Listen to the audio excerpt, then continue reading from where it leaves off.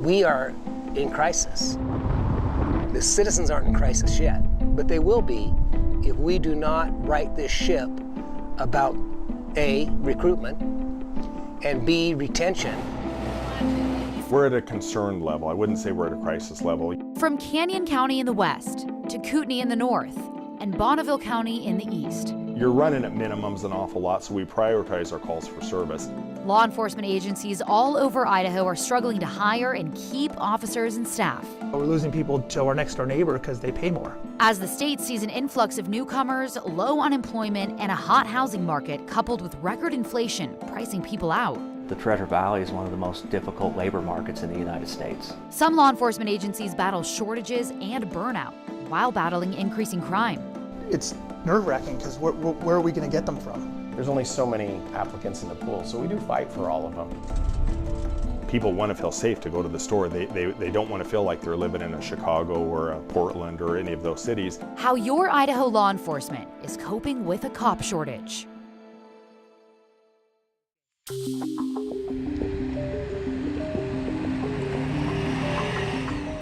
So let's head out towards Parma, and I'll give you an example of how long it takes to get to, say, the south half of the county from the northern half of the county.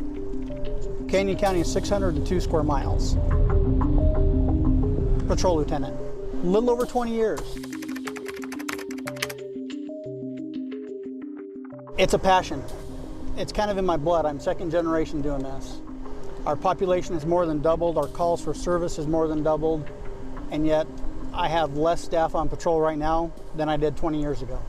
The response times are a lot longer to get to your average call, whether it's a burglary or an accident or any number of calls. We don't have as much time to be proactive as we used to. 2 weeks ago, we had 2 of our guys get either injured or sick. That dropped that patrol team down to 4 bodies, and we can't run with that few people. What does that mean for the streets of Canyon County? That leaves no one for emergent calls or emergency calls. Maybe ISP can back us, maybe they can't. That's where we're headed. We're in crisis in law enforcement. The citizens aren't in crisis yet, but they will be if we do not right this ship about A, recruitment, and B, retention, and that comes down to money. It comes down to wages.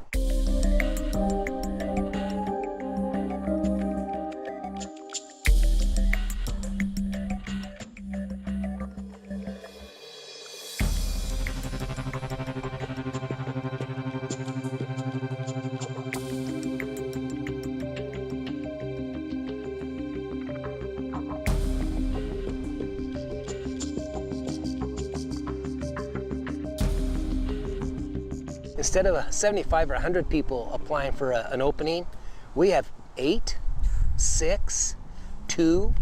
So that applicant pool has shrunk dramatically. We're all picking from that same pool. Who's got the best wages? Because people are going to take care of their families, and you know what? I don't blame them.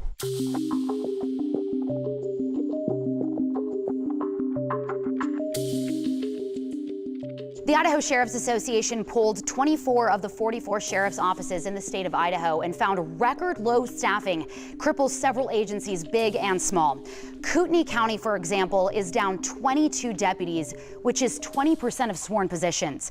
Meanwhile, Canyon County is down 30 deputies, mostly in the jail, which is 16% of full-time sworn positions. Payette County really feeling it in their jail. They're only half staffed in that jail. Many of the agencies polled, including Ada and Canyon counties, desperately need dozens of people to fill administrative and dispatch roles. The biggest reason that agencies say they can't hire or keep officers, low wages. Among other reasons, the public's attitude toward law enforcement, poor benefits, hiring standards, the dangers that law enforcement officers face, and law enforcement culture. The survey also says that staff and employees left for jobs outside law enforcement.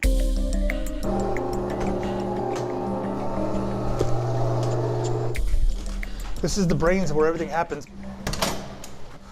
The increase in crime, obviously, has led to more violent crime. In terms of certified detention officers, I'm down an entire team. We're beyond critical state at this point. we're forcing mandatory overtime in that jail. We're to the point of forcing patrol officers to not be on patrol or on their days off, work inside the jail. You can't sustain this on robbing Peter to pay Paul. You just cannot, it's not sustainable. It's critical this place continues to function. It's constitutionally mandated for a sheriff to run a jail. Why are people leaving Canyon County Sheriff's Office?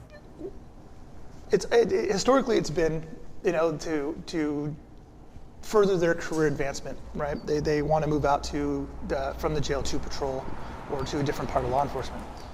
And at times, we're not able to facilitate that maybe on their timeline. But what we're seeing a lot of now is people just leaving the profession altogether. I mean, they don't want to deal with the public climate anymore. They don't want to deal with low wages. On any given week, how much overtime are your guys in the jail working? On average, it's 3 days, 3 shifts a day. Wow. Yeah, next pay period, we run on a 28-day pay cycle, so next pay period I have 180 overtime shifts that must be covered. What does that do, you think, for their mental health? It's hard on their morale. It really is, and it's hard on anybody. Do you think people are burning out? I think it's starting to get there. Okay. Or the people that have left definitely did. Yeah, and when I do their exit interviews with them, and we talk about it. One of the questions is, what can we do to improve, the overall atmosphere and morale?